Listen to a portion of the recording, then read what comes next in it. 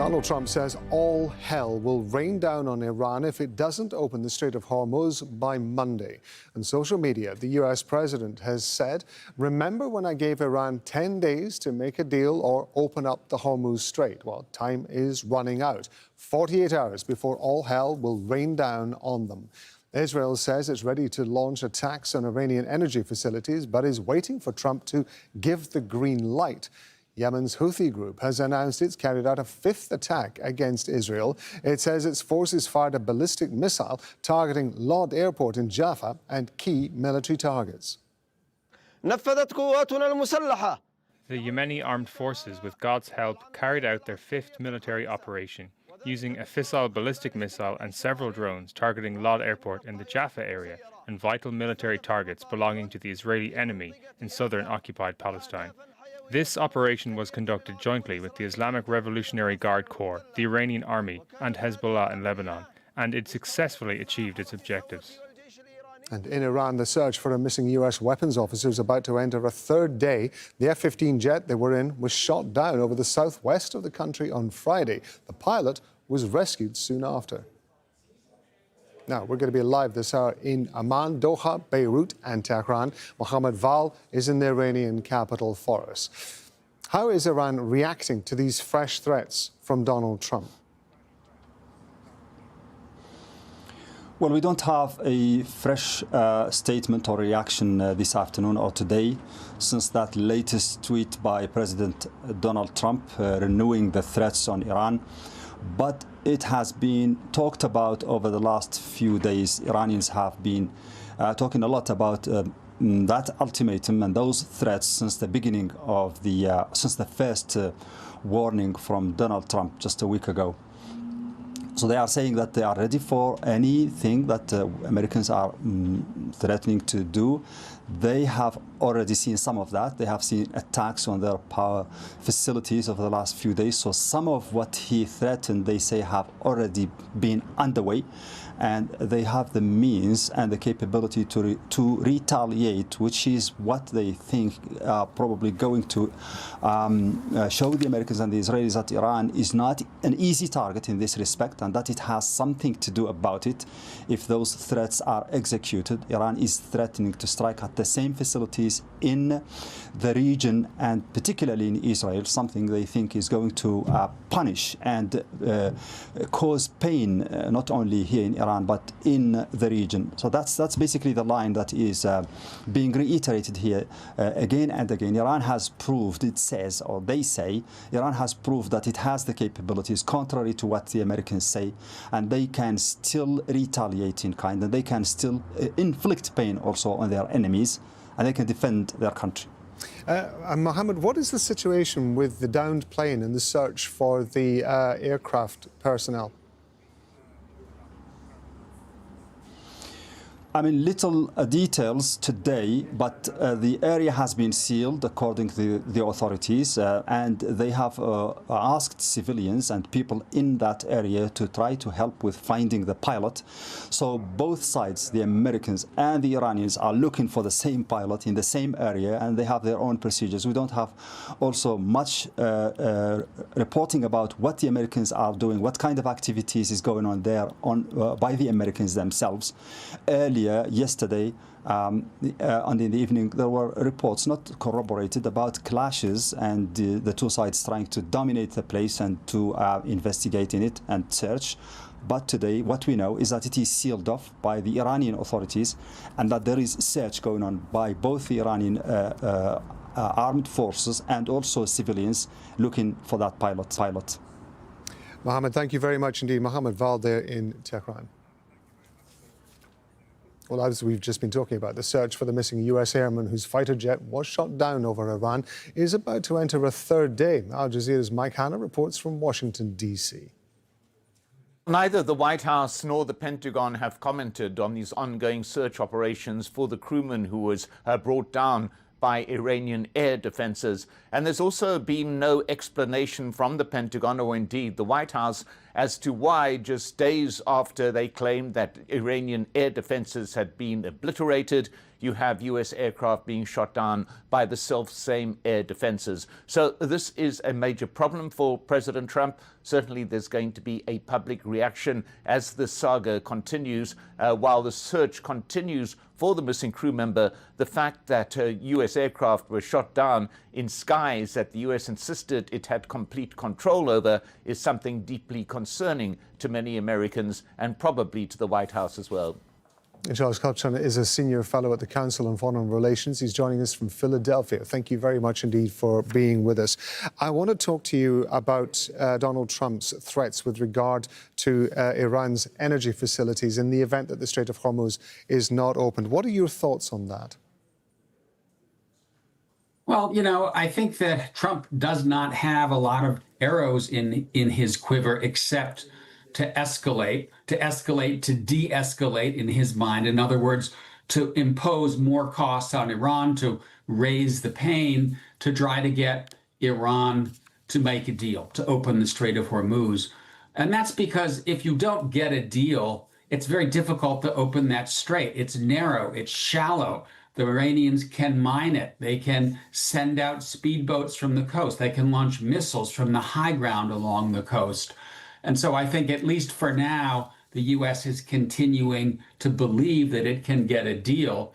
And what's left in terms of targets, going away from the military targets that Israel and the United States have been hitting, toward bridges, which we saw a couple of days ago, toward energy facilities, toward perhaps water facilities, in a way of trying effectively to cause such domestic pain and dislocation that the Iranian government says it's time to cut a deal and end the fighting.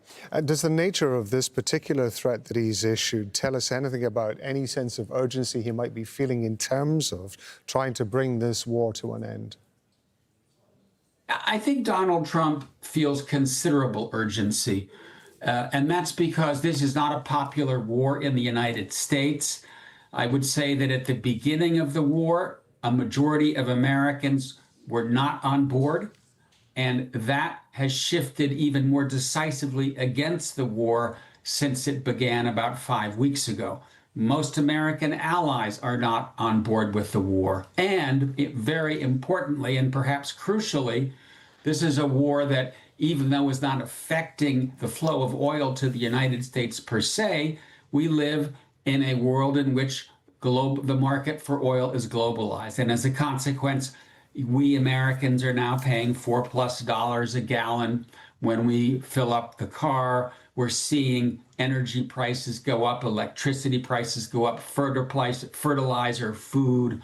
And as a consequence, this is taking a toll on not just Donald Trump's popularity, but the Republican Party's popularity, with the midterms looming not that far away. And so I do think that Donald Trump feels some time pressure to try to up the ante militarily, in the hope that that will then end the war diplomatically within the next 2, 3, 4 weeks. Now, I was reading an article that you wrote on the Council on Foreign Relations website, and you were saying that there were 3 possible options, that outcomes for the end of the war. One, of course, was on the battlefield. The second one was diplomacy. There was one that I wanted to ask you about, and I may be paraphrasing slightly what you were marking as point 3. How possible is it, do you think, that Donald Trump, given the timelines that we've just been discussing and the pressure that he might be feeling, could simply decide that the US has been victorious, however he chooses to define that, and he might just walk away, leaving a fragmented but vengeful Iran in charge of the Strait of Hormuz, and possibly still with some missiles? You know, that's a real possibility. Then we have something that would look more like a frozen conflict, perhaps not unlike what we see with Ukraine and Russia, where the battlefield is quieter than it used to be. The front line doesn't move much, but there, at least as of yet, is no peace deal. And Donald Trump could say, you know, we've hit the missiles, we've hit the drones, we've hit command and control, we've taken out the leadership, mission accomplished. I'm now handing this problem over to the Europeans and the Japanese and the Koreans and the Gulf neighbors that are more dependent upon Gulf oil than we Americans are. But, and this is an important but, I'm not sure that he can do that. Because if you don't get some kind of understanding with Iran, then the strait remains closed. And if the strait remains closed, or at least at the will of Iran's decision-making on whether to shoot at tankers, to shoot at cargo ships, then the impact of this war on the global economy doesn't abate. And that is something that I think Trump has to keep front and center. So I do think that at least for now, the goal here is not just to do more damage to Iran, but to do more damage to Iran with the goal of convincing the Iranians to sit down at the negotiating table and end this war with some kind of peace settlement that represents common ground and an opening of the strait. Donald Trump, as we've just been discussing, is threatening to hit civilian energy sites. We know that both Israel and the US have hit civilian sites, such as the bridge, for example, in Iran as well. That's regarded as a war crime under the Geneva Convention. Now, for its part, of course, Iran has been firing cluster munitions into Israel, particularly. That too, they too are banned under the Geneva Convention. Is there any circumstance now where the so-called rules of war can be said to apply anymore? You know, the rules of war are still out there.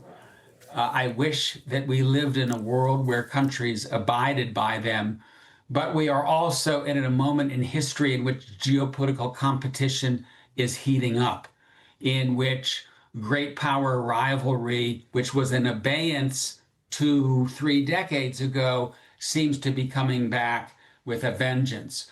And under those circumstances, I think you're going to see countries perhaps try to abide by international law, at least rhetorically, but feel that they need to cross the line when it comes to fulfilling national interest and fulfilling strategic missions. So listen, the laws of war are quite clear. You cannot target non-combatants. You can't go after civilians. If the United States does begin to target civilian infrastructure, does begin to impose costs upon the average people who can't get food, can't get water, can't get electricity, then obviously we're in a very ambiguous place when it comes to whether this is a war that is abiding by the international law and norms that are out there. Really appreciate you taking the time and giving us the benefit of your expertise in this. Charles Cupson, thank you very much indeed, sir. My pleasure. Bye-bye. US and Israeli forces have launched strikes on a university and a hospital in northern Tehran. Iran's science ministers told Al Jazeera more than 30 universities have been targeted across the country since the conflict began 5 weeks ago. Tehran has threatened to retaliate with attacks on US-affiliated schools in the region. Tokar Asadi has been to the scene of the latest strikes, and he's got this report. And here we are in the northern areas of the Iranian capital at the campus of Shahid Beheshti University, where this Laser and Plasma Research Institute was targeted. On Friday, a US-Israeli strike hit the university in Tehran, badly damaging those facilities. It's not the first to be targeted. Earlier this week, attacks struck the Iran University of Science and Technology. Last month, one of its faculty members was killed at home, along with his 2 children. Iran's Minister of Science, Research and Technology told Al Jazeera that more than 30 universities have been targeted so far. More than 60 university students have been martyred to date, along with several professors. This not only brings international responsibility, but will also forever tarnish humanity's memory of the aggressors. Humanity will never forget that the US, with all its claims of upholding human rights, has now targeted knowledge and scholars. The Red Crescent says more than 760 schools have been hit. Over the past weeks, the scope of those strikes has expanded as the US and Israel increasingly attack civilian infrastructure. We are in southern areas of the Iranian capital, Tehran, where a residential and commercial area was targeted, and this building, a hospital, was severely impacted. A US-Israeli attack hit this area last weekend. It destroyed the market that was here. Across the strait, the force of explosion also caused extensive damage to Delaram Sina Hospital. Hospital management says it has been impossible for them to continue caring for patients. The blast from the airstrike on the street outside caused serious damage to the hospital. Most of our patients have mental health conditions, and a calm environment is essential for their care. Inside the hospital, the extent of the destruction is even more apparent. This is shrapnel inside one of the rooms of the ground floor of this hospital, and the damage obviously extends to other parts like this one. According to Iran's Ministry of Health, more than 350 health centers have been damaged since the start of the war. And the Red Crescent says at least 18 of its facilities have been damaged, as well as dozens of pharmaceutical sites. That includes Pasteur Institute of Iran, a century-old vaccine production hub. And as the U.S. threatens to target more civilian facilities such as power plants and bridges, people in Iran are being left to cope with the consequences. Toid Asadi, Al Jazeera, Tehran. Well, it's not just universities, as you saw there. Iran's ports and energy and water facilities have also been targeted in U.S.-Israeli strikes over several weeks. Damaging or destroying these sites has major implications for Iranian civilians and the country's economy. Julie Dega takes a look. Satellite images show evidence of the damage US and Israeli attacks have done to Iran's critical infrastructure. Multiple ports have come under attack, including Bushehr. These are before and after satellite images, and in them you can see the sites have sustained significant damage. The port is vital to Iran's economy as it handles more than 3 million tons of cargo each year. Bushehr is also home to Iran's only operating nuclear power plant. Several attacks have targeted the vicinity, but Iran says there's been no damage. A port on Keshem Island has also been hit. It's located in the Strait of Hormuz, a critical choke point for global shipping. Satellite images show some of the port's infrastructure has been damaged. The island also hosts a major desalination plant, which Iran says has been attacked. It supplies drinking water to about 30 villages. US forces have conducted major military strikes on Iran's Karg Island, which processes about 90% of Iran's crude oil exports. Again, the satellite images show some of these military sites hit have sustained damage. Now, these attacks did not target oil infrastructure, but Trump has threatened more strikes. The US and Israel have also hit oil depots and refineries in and around the capital. That includes the Agdassia oil warehouse, a major fuel storage and distribution facility. The attack sent large plumes of smoke across Tehran, releasing toxic substances into the air. Russia's state nuclear companies evacuated another 200 staff from Iran's Bushehr nuclear power plant. Earlier, the facility in southern Iran was attacked for a fourth time since the start of the war. The strike hit the perimeter, killing one person. Initial assessments show no sign of damage to the plant's main units.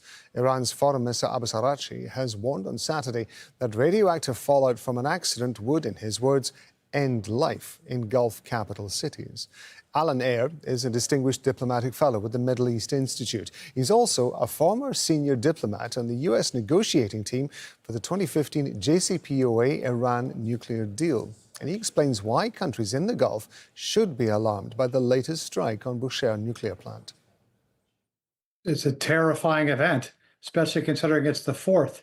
If there were to be some sort of nuclear catastrophe or spillage in Bushehr, the Gulf countries on the other side of the Persian Gulf are going to be the first ones to suffer, both in terms of ambient radiation and also in terms of radiation in the water, which will affect their desalination abilities. The prevailing wind patterns and tidal patterns in the Persian Gulf are such that, and the fact that there's a mountain between the Iranian coast and the interior of the country, means that dispersal would be far more likely to go westward across the Persian Gulf. Now, studies and academic scholarly studies have shown that the concentration of radioactive material that went westward might not be sufficient to imperil life a la Chernobyl, but more serious is the threat of radionuclides, radioactive material in the water, because once you get an appreciable amount of radioactivity in the water, that precludes desalination, excuse me. And as we know, the Gulf countries rely almost exclusively on desalination plants to get their water. A wave of Iranian cluster missiles has hit at least 10 locations in central Israel. At least 4 people have been injured. Israel says one attack in Ramat Gan caused a building to partially collapse. An electricity line was also damaged, causing a power outage in several parts of the city. A major fire was also reported at a military-linked facility in Beersheba. And in northern Israel, the city of Kiryat Shmona has come under missile attack. Hezbollah has claimed responsibility, saying it launched a barrage there on Saturday morning. And hundreds of people have taken to the streets in Israel to demand an end to the war in Iran. Anti-war protesters gathered in Tel Aviv's main square on Saturday against Israel's involvement. Other rallies were held in several major cities, including Jerusalem and Haifa.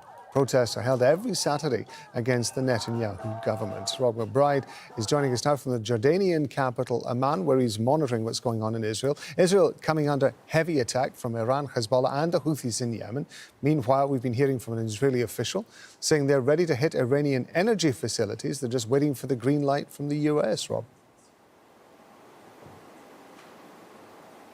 Yeah, that's right. It does appear as though senior defense officials in Israel have been busily briefing many media outlets about what the next phase of its air campaign against Iran will look like. And there does appear to be this focus now on energy infrastructure, whether it's power generation or distribution. And it seems as though they are ready to start striking these very critical civilian infrastructure targets within the next week or so, which would put it exactly in sync with this 48-hour deadline given by Donald Trump. So it seems as though if he does pull the trigger, so to speak, then Israel is ready to join US fighters in this next stage, and controversially this next stage of this air offensive. Meanwhile, Prime Minister Netanyahu Saturday has given a video statement just outlining where he believes the air campaign by Israel's fighters are up to. As we know, it has been broadened in recent weeks to the more wider infrastructure of Iran, looking particularly at industries which have dual civilian and potentially military uses, such as the steel industry. Netanyahu says 70% of Iran's steel making capacity is now gone, and that the concentration now is on the petrochemical industry that he says also produces materials for the ballistic missile program, saying that both the steel and petrochemical industries fund what he calls terror against Israel and the rest of the world. Meanwhile, Israel apparently intensifying its invasion of the south of Lebanon at the same time. The evidence seems to suggest the end game seems to be occupation.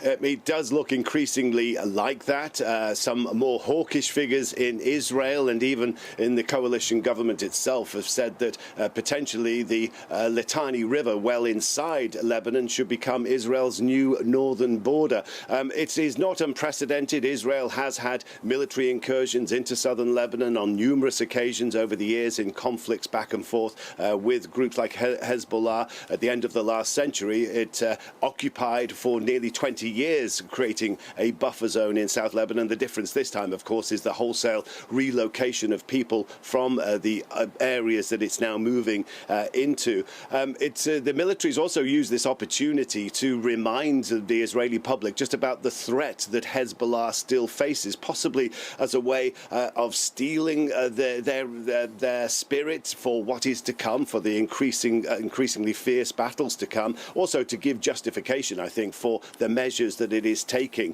with increasing numbers of soldiers being sent into southern Lebanon, saying that Hezbollah still has enough rockets to be able to fire 200 of those rockets into northern Israel for the next 5 months. This is an organization, of course, which after a previous conflict at the end of 2024, the government, including Netanyahu, said had been severely weakened, put back decades, with one minister even saying it had been defeated. But at the moment, the position of the Israeli government is that they still face a threat that has to be taken on, has to be fought against. Rob McBride in Amman. Thank you very much indeed, Rob.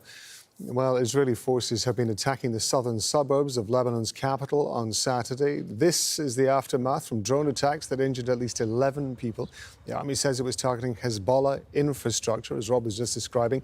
Dozens of homes have been hit in the strikes. Heidi Pett is live for us in Beirut. So we're talking about Israel invading the south. It's been striking Beirut and the city of Tyre. Now, Israeli forces appear to be targeting a border crossing with Syria. Yes, so about an hour and a half, 2 hours ago, the Israeli military spokesperson threatened to launch airstrikes at the Masna border crossing. Now, that is the main crossing between Lebanon and Syria. It's used by thousands of people every day. In fact, in the last month, it's been used by 200,000 people to leave Lebanon, fleeing these Israeli airstrikes. The majority of them were Syrians who were eventually returning home, but about 30,000 of them are Lebanese as well, according to the UNHCR. So the area that they have threatened, it's about 3.5 kilometres long. It stretches from the Lebanese border post and then about 3.5 kilometres into this sort of no man's land that exists between the two countries. And that area, for the last couple of months, has been housing hundreds and hundreds of trucks. The reason for that is that Syria changed its import policies, requiring Syrian trucks to transport goods inside the country. And so drivers get stuck there along with their goods for up to a week at a time. They've been sleeping in their cabs. So there's been, real scenes of fear and chaos there tonight. I was speaking to a member of the customs agency on the Lebanese side. He confirmed that the place has been evacuated. The border has been closed. Now, Israel says the reason that it's going to target this very important border crossing is that it's used by Hezbollah for military purposes and to smuggle weapons. They haven't provided evidence for that claim. But it is, it's a very significant border crossing. It's civilian infrastructure. It's also used for humanitarian aid resupply between the two countries. The Syrian authorities, for their part, have said that there is no military use in that border crossing. There's no militias present there, that it's civilian use only. But this represents a geographic and also a serious escalation and expansion in Israel's targeting of civilian infrastructure in Lebanon. OK, Heidi, I want to bring the focus back to southern Lebanon just for a moment. There is a question, of course, of UN peacekeeping forces in Lebanon, and that process is known as UNIFIL, and they have been monitoring that border between Lebanon and Israel for several years. Now, 3 of them have died recently. They've come under fire several times. Yes, so UN peacekeepers have been stationed down there on that borderline for decades, in fact. But in the last month, there have been a number of deaths, as you mentioned, and also a number of serious injuries to these UN peacekeepers. They come from different countries all over the world. The 3 who died are Indonesian, but there were also a number of Ghanaian peacekeepers who were injured when an Israeli tank shell landed on their position a couple of weeks ago. Now, UNIFIL investigated that. They found that, yes, it was, in fact, the Israelis who then apologized and said, yes, OK, we did fire those tank shells at your position, but it was a mistake. We thought it was Hezbollah fire coming from your direction. But what has happened in the last 24 hours is that the UNIFIL base, their headquarters down in Naura, which is a town right down by the Mediterranean Sea that the Israelis have been operating in and around for well over a week now. They've been moving their tanks around in there, detonating buildings and civilian homes. Today, they have destroyed all of the CCTV cameras around the UNIFIL base. Now, UNIFIL in a statement said that those cameras, they're not using them to spy on Israeli troops. In fact, they only look over the immediate perimeter of the base to ensure the safety of the military and civilian peacekeepers who live and work in there. They've launched a formal objection with the Israelis and reminded them of their responsibility to ensure the safety of the peacekeepers. But what this does is it makes it much more difficult for the UN to investigate when their peacekeepers are targeted. A projectile landed in that base last week. They were able to investigate that, and they say it came from a non-state actor, that is Hezbollah. But anything that happens in and around that base now, and the Israelis are very much active on the ground and there is active fighting in that area, if they're targeted again, it's much more difficult for them to investigate what actually happened. Heidi, thanks very much indeed for bringing us up to date on that. Heidi Pett, live for us there in Beirut. As we've been talking about, Israel attacked the Lebanese city of Tyre on Saturday. A hospital was damaged by airstrikes on nearby buildings. Ports near the harbour and several boats were also bombed. At least 6 people were killed and over a dozen were injured in both attacks. Obaida Hito was at the site of one of the attacks in southern Lebanon. Here's his report. Shattered glass and a sense of panic after last night's airstrikes that targeted the city of Tyre. Multiple strikes that caused damage, as you see, to the windows and the building. The damage was actually in a very nearby neighborhood where completely destroyed buildings remain. And we spoke to the hospital manager, and this is what he had to say. The hospital hasn't been directly threatened so far, but the strikes, they were really close. This has caused a sense of panic and fear. But everyone working here will continue to fulfill their humanitarian duty. The Israeli enemy doesn't only target humans, it targets the rocks too. The Israeli pressure is meant to make us give up. We say to the international community, to the world, to the UN and to global powers that they can clearly see what Israel is doing to our country and in the south. Israel is the attacker, not Lebanon. Smoke bellowing from this scene of mass destruction here in the city of Tyre, a result of overnight strikes by Israeli aircraft. The locals here are telling us that 4 missiles struck this neighborhood, causing extensive damage to these residential buildings. As you can see, this home being completely destroyed. It's still flaming there. You see the smoke rising out of the building. Just down the road, there was another residential building that was completely decimated, as well as damage from shrapnel to the hospital just a few blocks away. These are scenes that Lebanese people are experiencing every day now for more than a month as Israeli attacks in Lebanon intensify. There's over 1 million Lebanese people displaced from their homes because of attacks like this. However, these attacks continue to escalate, and that is a huge concern for hundreds of thousands of people who have been forcefully displaced from their homes in the south, and Israel is threatening to occupy and destroy their homes and not allow any of them to return. Obaida Hito, Al Jazeera, Tyre, Lebanon.